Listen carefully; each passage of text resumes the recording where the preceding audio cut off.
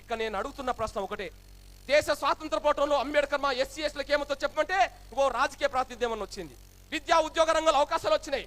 కానీ నా బీసీలకు నా ముస్లింలకు రాజకీయ ప్రాతినిధ్యం రాలే. రాజకీయ ప్రాతినిధ్యం వస్తే 12లో 6 ఇక్కడ రావాలి, నా ముస్లింలకు 1-2 పోవాలి, ఎక్కడైనా సగభాగం రావాలి. నేను నా బీసీల తరఫున తెలంగాణ ఉద్యమంలో నేను అడుగుతున్నాను. నేను ఎస్సీల తరఫున అడుగా అంబేద్కర్ దయతో కొంతమందికి అవకాశాలు వచ్చినాయి. నా బీసీల తరఫున నా ముస్లిం తరఫున వచ్చే తెలంగాణలో ఈ 12 నియోజకవర్గాల్లో 6 నియోజకవర్గాలు నా బీసీలకు గ్యారంటీ చేయడానికి అవకాశం ఉందా లేదా? వచ్చే తెలంగాణలో ఈ నల్గొండ జిల్లాలో 1-2 నా ముస్లిం సోదరులకు గ్యారంటీ చేయడానికి అవకాశం ఉందా లేదా? అవకాశం లేకపోతే నా బీసీలకు తెలంగాణ ఎందుకు? అవకాశం లేకపోతే నా ముస్లింలకు తెలంగాణ ఎందుకు? అందులో ఈ ప్రశ్న కూడా జవాబు చెప్పాల్సిన బాధ్యత తెలంగాణ కోరుకునే వాళ్ళందరి మీద ఉన్నది.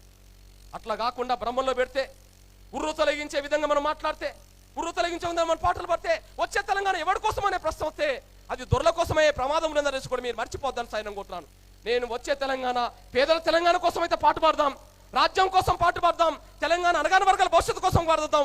మళ్ళీ దొరల రాజ్యం వస్తే మాత్రం తెలంగాణ దొరలకైతే మనకేమవుతుందో చెప్పండి అని ప్రశ్నిద్దాం అనేసి కూడా మీరు మర్చిపోద్దని సైనం కొట్టున్నాను.